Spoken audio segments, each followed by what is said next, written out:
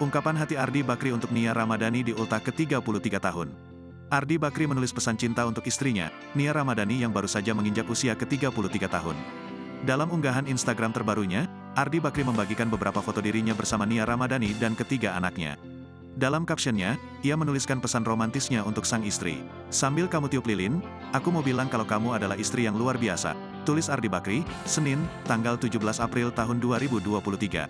"Tanpa kamu di hidupku, hatiku sudah pasti berantakan. Denganmu, aku jadi semangat untuk menjalani hidup," sambungnya. Selain itu, suami Nia Ramadhani ini pun merasa beruntung telah menikahi wanita berusia 33 tahun ini.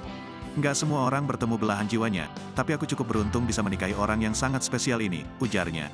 Terakhir, Ardi Bakri mengucapkan selamat ulang tahun kepada istrinya ditutup dengan ungkapan cinta. "I love you too much at Ramadhania Bakri," tulisnya dengan emotikan hati.